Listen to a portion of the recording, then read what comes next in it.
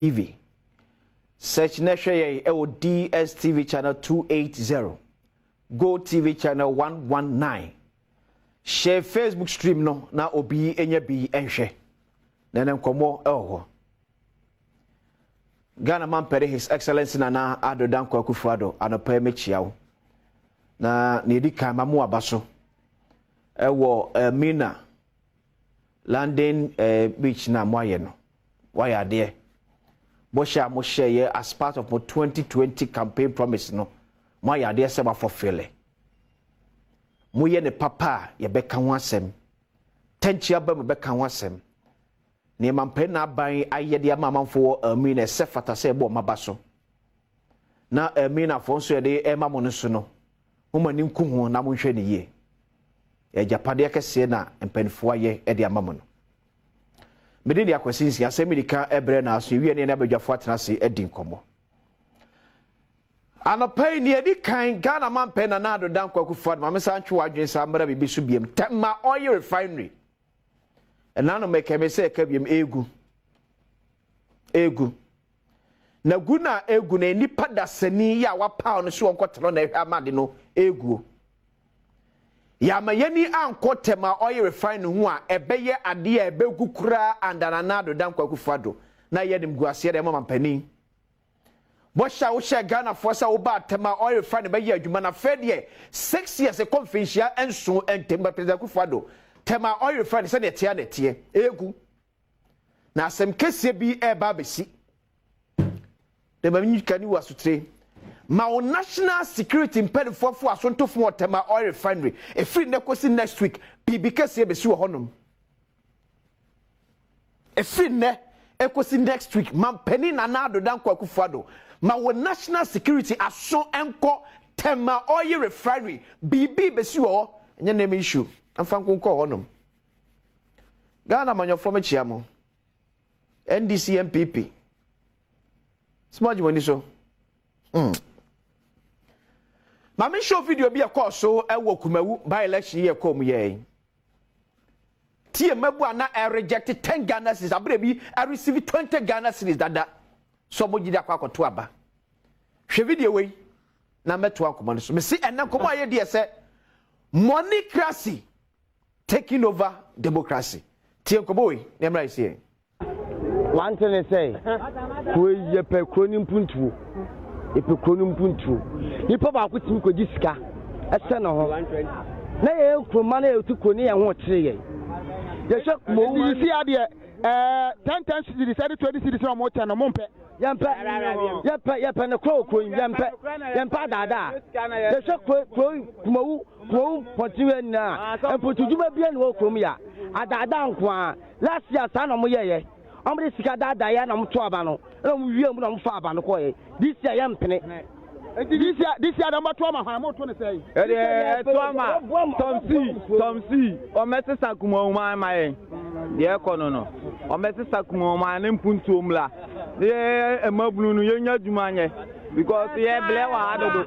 Okay, afenti director na ye sama amanfo enwuru sena ne ye chesika no 50 Ghana cedis wo TV so na da ho no konya fa so ne ye chesika e wo kumawu en awrewo enra me ti asem na me ka se enka yenka se nya nokore but on ekosi say you na live on Adom TV NPP penfo ko confirm ka kire say amanfo wo kumase pese beto aba okumawu etie mo musika so mfamfa ka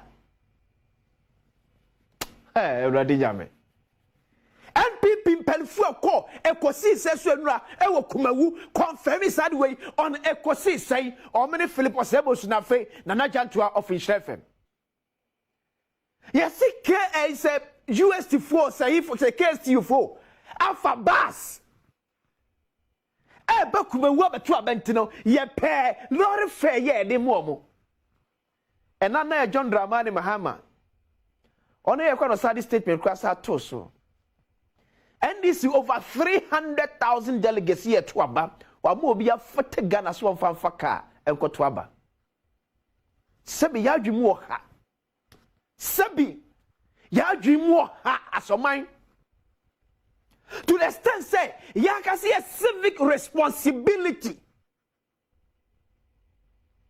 maybe be a Ghana fonti about to say. See it about to Asia, Ekayen 10 Ghana, 20 Ghana, and 40 Ghana. Oh, what would you say, Cano? And this delegates here with you 40 Ghana from the mama. What you say, we are with 10 Ghana and 20 Ghana. You don't even know your value. It's a Muslim politician, Abam. Because what you say, Oma 20 Ghana, Oma 10 Ghana, ever push your money to Abba. And him go see for them to a memu. Shame unto you. Shame unto you. Muhammad 20 Ghana and 10 Ghana in the name of transport. Civic responsibility. To abandon nipa or bet you canko, umpuntuo, wabrabo yen yeho, who the lorry fena to aba.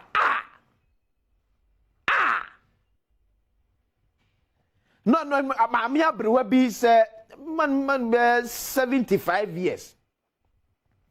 Me two abawie ye ma mo tefa me bon ko baby oteno ne fear just 3 houses from baby to abano anya 3 kilometers so 3 houses from baby to abano and me nyam lorry fair it all complaining journalist so no just 3 houses from baby to abano we anya lorry fair and ye ne sa hey mami I hear you say. I hear you see. More which is Kabia Munim Yamoyamo. Now, and penny for the budget maybe be 100 Ghanasis and not 200 Ghanasis, Nadimamu. No more Babatis can have 40. Any 20. No more pocketed, I can do more now, you know. Now, obisi kana air cosro. O penny banners went to me and pray and from Buntu Amba. And put to a band in the commission and put to the Kakwamwa. What's one tiasel? Why is it can have his or the mouth? Why is it? Ya, I'm sure ya to Mamma Akaida will take over Ghana one day. Then we are sick as some a man or some Ghana. No, ya sure one day Akaida ever take over Ghana because Penny be about the Ghana so the Quackojin Hobosia. When me and Chia no beto ya sure me no me no ne beton penge. The politician every day in every day out is benefiting from yang cluelessness. Hey, are they 20 Ghana 10 Ghana? Shame unto you, MPP and DC. Shame unto you. Mumunipa MPP and DC, Munipa, but I catch us and you from swap. The kind of people you two memu as a team from you can't be Nabanesa. Yeah, you can't be an Nabanesa. Now, can send the sea a quack to aba, and you penny obedi and him say, Yamra Semegani. You have got to aba, and you'll be a franca to me. Yes, why, Mamma Lorry farming call shame. Former President Mama, shame unto you.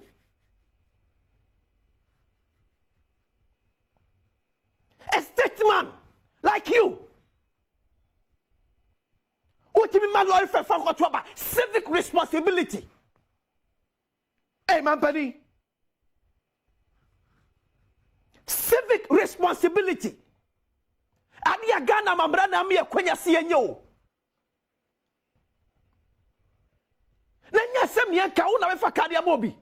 It is a night way. See a 2024. That when for say, Mammy a lorry fire, yes, young cop. So there are about 50 million.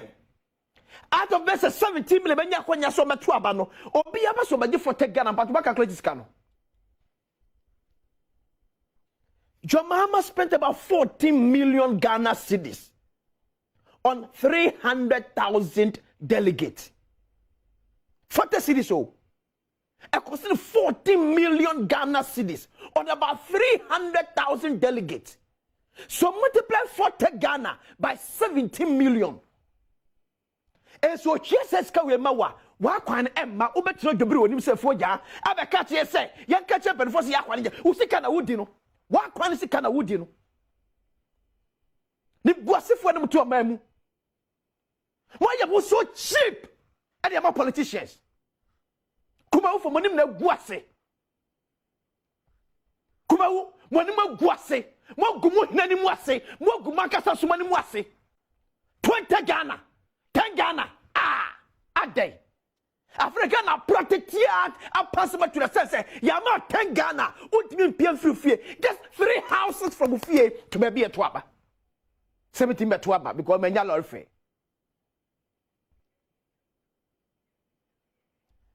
Shevidi away. Ojam wando nyakakra onya 50 Ghana.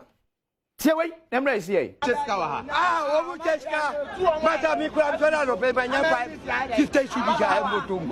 Wanya 50 cedi. Manya 50 cedi ja motom. Wana de ma ho. FPP. Wonya omne woska. Omu tchani wa yenfa.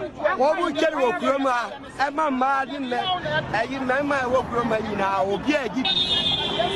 Yenya nte obu ba wano na be yie. Ye be yi bia mo wa ye bia bi. Etusi ye wo mratie wo man mu a ye ni adwuma ye. Ye wo mu a ye wie su. Papa wa some crowd ro kra chen obi a. We say nim guase ni kra chen obi a. Wo kwaji 50 Ghana say pa adwuma ba mrante aye. Wo kwaji 50 Ghana e say pa adwuma ba mrante aye kumawu. Everybody nyame. Ye fa ni yen. Ye fa ni yen. The Chrome here say we deserve everything MPP NDC is doing to us as a country. But don't forget, one day, an armed robber will become president of Ghana. Bidin dia kwesensia. Yeni pense mu etwaso. 50 cedi ja motom. Wanya 50 cedi. Manya 50 cedi ja motom. Wana de ma ho. FPP. Wonya omne woska. Omu tchani wa yenfa. Obu cheri wo kroma. E ma ma di me. Eyi ma wo kroma nyina obi agi.